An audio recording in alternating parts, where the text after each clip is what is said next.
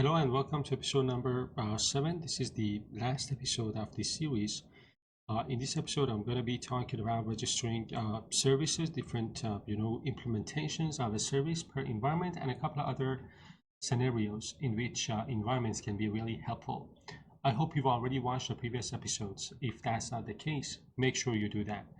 And of course, if you want, you can grab the full solution files using the link in the description. By the way, before we get started, I just want to show you the database that got created in the previous episode. So this is the database that we created for dev environment, fly high db dev, because the environment variable was set to development. So this database got created for us, and as you can see, we have our 4 tables coming from our 4 entities, and then of course the migrations history table. So let's continue. I just wanted to show you that database. Let's continue and talk about the topic of this episode. As I told you in this episode, we're going to focus on something that appears in almost every real-world application, registering different services depending on the environment. So at first glance, this might seem like a simple or even minor topic, but once you really understand it, it opens the door to a much cleaner and more flexible architecture. So being able to swap out services, change implementations, or add mock services in development without touching production code is a real game changer for maintainability and testing. So ASP.NET Core comes with a built-in IOC container, right? Dependency injection, which is a fantastic, feature. It means you don't need to, use any third-party libraries just to get started with dependency injection. Everything that you need is already baked into the framework. Most of the time, you'll register your services directly in program.cs, and it works seamlessly. But here's a question that often comes up in real-world scenarios. What if you want to use a mock service or mock service implementation while developing your application locally and a real production environment, production implementation when the application is running in production? So I'm talking about registering different implementations of a service per environment, right? And this is exactly what we want to do in this episode. I'm going to show you how you can swap out implementations automatically based on the environment without touching any part of your code base. Let's make this more concrete with a realistic example. Imagine you want to notify your passengers by email or SMS whenever they make a booking. So the catch is that the behavior should change depending on the environment. In development, you don't want to send real emails or text messages. Instead, you log messages to the console so you can see what would happen without bothering actual users. In production, however, you integrate with a real provider, SendGrid, SMTP, or whatever service your company uses. The best part is that you define a single interface for the notification service implemented differently for each environment, and let ASP.NET Core's dependency injection pick the right implementation automatically per environment. So same interface, different implementations, automatically selected based on the environment. That's the goal. Now, the first thing that we need is a common interface or contract, and this is crucial because it allows us to, let's say, swap implementations without touching the rest of the code base. So in other words, the interface defines what needs to happen while the implementations define how it happens. Let me do something. Let me go to my Solution Explorer, and I'm going to add a folder here called Interfaces, and then I'm going to add a code file here, and I'm going to define this interface.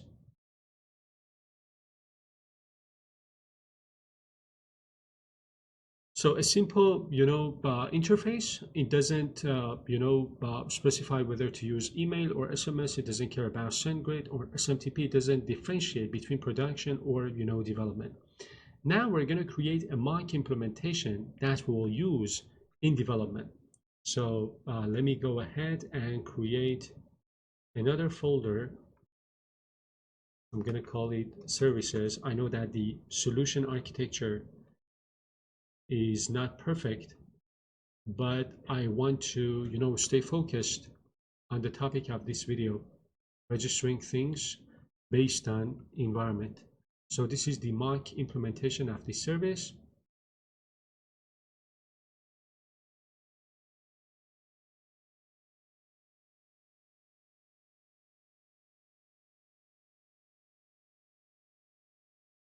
So again, as you can see, with the class is implementing that notification service interface, right? Instead of sending a real email or SMS, it simply writes a message to the console. And this gives us a few big advantage during development. No real messages are sent, so you don't worry about, annoying real users, and no external services are required, which keeps, setup simple. Now we're gonna, do something else. We're gonna create a production-like implementation of this interface as well. Because in a real application, this is where, you'd integrate with a real provider like SendGrid, SMTP, or even an SMS service. So we're gonna simulate things, by the way, right? We're not gonna integrate actually with, let's say, a real SMS sending service thing. But the production ready implementation is much more complicated than this mock implementation. I'm going to put it inside of the same code file, by the way, but I'm going to move it out in a minute. So suppose this is the production ready implementation. As you can see, it is going to read an API key from the configuration, and then I'm going to paste this implementation of this function coming from our interface here. Let me move this out of this code file to its own dedicated code file, and let me rename this one as well, rename file, and then I'm gonna take a look at this one. So again, this class, as you can see, is implementing the same interface, iNotification service. It is satisfying the same contract, and then it is using our configuration to read our API key, which is some sort of sensitive information that we have decided to move out of the code. And then we are simulating sending an email here. Let me remove these as well. Okay, then now what we need to do, of course, is the API key to go inside of our app settings file, or user secrets. It doesn't matter. We have already discussed these, by the way. So let me go to my app settings.production, because this has to do with production only, and then I'm going to add this API key here. So our service, when the production service is going to be used, this API key is going to be used by this service. So everything is going to integrate based on the environment. Now let's take a look at another topic related to this one. We're gonna see how we can register different implementations of a service based on the environment. So based on the environment in which the application is running in, development or production, we're gonna see how we can register different services for the same, dependency. So here, after, adding, let's say, this service to our DI container, I'm going to add this piece of code so that we can register our iNotification service with an implementation based on the environment. Take a look at the pattern. It's not that difficult to understand. Basically, if the application is running in development, we register mock notification service. And if any other environment such as production is being used, we register the real implementation.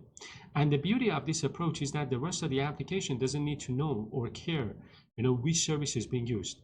Whenever you request an iNotification service from the iContainer, it will automatically provide the correct implementation based on the environment. And that's the beauty of this. And by the way, you're not limited to using this function is development, because ASP.NET Core of course has some built-in helpers like is development or is production, as you can see, or you can even use is environment. Take a look, and then you can pass the name of your environment as a string here, like custom environment. So you're not limited to is production or is development. So this allows you to have very fine-grained control over which services get registered, making your application flexible, production ready, while keeping development safe and simple. Let me switch back to is development for now. Is development. Now, the next thing that we can do is basically create a controller and use this inside of our controller. So let me go ahead and add an API controller. And I'm going to remove this. It is our booking controller. Again, notice something important here. The controller depends only on the interface, not on any concrete implementation. And that's exactly what makes this whole setup flexible. The controller doesn't need to know anything about the mock implementation or the production environment implementation. We just add our dependency, we just add our endpoint, and everything gets wired up based on our environments and the registrations that we have added based on the environment. Let me go ahead and add the first endpoint.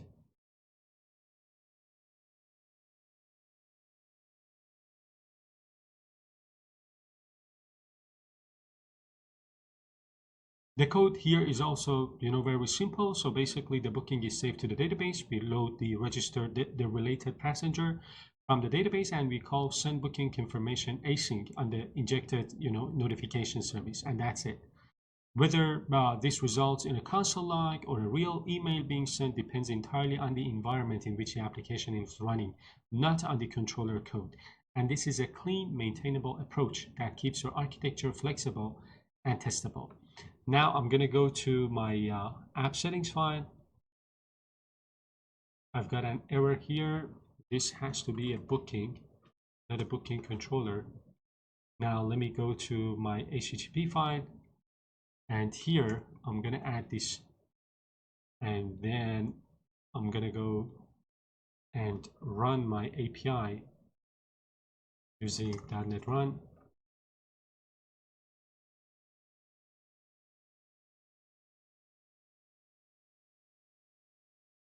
So now let me go ahead and send my request. It has to be API booking. Let me send my request. I have this error. Let me pause the video, fix this, and I will, continue. So I fixed the issue, and I'm gonna tell you about it. First off, let me show you what I have done. So I am sending this request. I'm getting the response. I'm not concerned with the response for now. What I am concerned with is this, outputs coming from my mock implementation of the service. And right now, by the way, I am running in development environment, right? Because my launch profile is in development environment. So if you take a look here, I'm using this launch profile and I am in development environment. So if I stop my application and if I go to my production and then run the application one more time and then send the request one more time, let me take a look at the application. Of course, the issue is that we haven't created the production database. I'm going to pause this and continue the database later. So if you take a look at the database that we only have the dev database for now. I'm going to add the production database in a minute and show you how the application behaves if we switch to production environment. Let me switch this back to development for now. And let me go to my controller, rename this code file. So what I did was that I created I added some rows to my tables in my database, and I have commented out this line of code for now because the database was, complaining about some foreign key constraints. I didn't want to, go through the trouble of, establishing foreign key constraints for now. I just want to, check that I get the outputs of my mock implementation of my notification service in my development environment. So you can, grab the full source code if you want and, work on the database. It is not the main topic of this video, which is why I have decided to comment out this line of code. As long as I am getting the notification that I want from my mock dependency, I'm fine. Of course, I need to, create the production database as well, and then switch my environment to production to see if my application, uses that other, production related implementation of the service as well. But before we do that, I'm going to show you another technique that you can use to make the program.cs file much cleaner. So right now we're, using this line of code, this, conditional to kind of, register a different version of the service based on the environment. This is good, but you can also improve on it, right?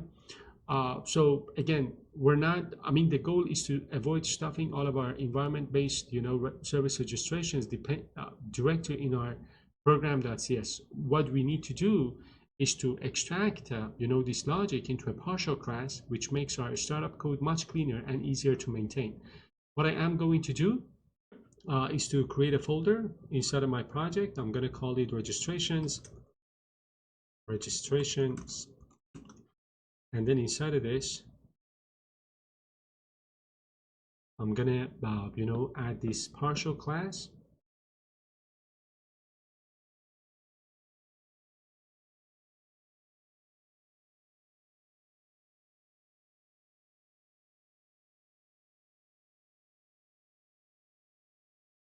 As you can see, I'm moving all of my environment-specific registration logic into one single focused, code file. And this makes our, program.cs less cluttered. What I need to do now is to go to my program.cs, and all I need to do now is to replace this. I'm going to comment out this line, and then I just need to add this instead. So as you can see, just need to import the namespace. Let me go to the code file. Let me rename this. So this is one, cleaner approach to register your services based on your environment. Of course, as I told you, I'm gonna stop the recording at the production database and then switch my environment to see how the application behaves. So take a look at the output. This is what I have received from the production environment. Let me tell you what I have done. Off screen, I created the production database. This is the production database. As you can see here, this is the dev database. And I already told you how you can, create the production database. Here's how I did it. So basically, I set the environment to production, and then I ran the single migration that I have. This is the migration that I'm talking about. So I got the same database with that migration, and I added some data to that, production database. Then I changed my line settings profile environment to production, and then I ran the application. Now, if I send the same request using my HTTP file, my application is going to pick the production, implementation of that service, and that registration, as we saw, is happening here, right? Now, if I stop the application and go to my launch settings file and change this one more time to dev for the, launch profile, the first launch profile, and I run the app. Now, if I send that request one more time without me doing anything extra, I'm gonna get the development implementation of the service. So the application is picking different implementations of the same service based on the environment that you set. Let me do it one more time. I'm gonna go to production, and then I'm gonna run the application one more time using the default launch profile. I'm gonna send the request, and I am going to get the, production version of my, implementation of that service implementation. So we saw in action how the framework can, pick a specific implementation of a service based on the environment. And that's it for the final episode of this series. I truly hope you enjoyed watching the entire series and found, these episodes useful and practical. Again, even though we covered many important concepts related to environments, configuration management, launch profiles, and so on in ASP.NET Core, there are still additional topics such as environment-based middleware registration, advanced user secret scenarios, and several other, configuration techniques that we did not fully explore here. But, the good news is that I plan to cover those topics separately in future playlists on the channel as well. If you enjoyed this series, as always, consider subscribing to the channel, give this video a thumbs up, and stay tuned for the next series in backend development. Thank you so much, guys, for watching. I will see you in the next series.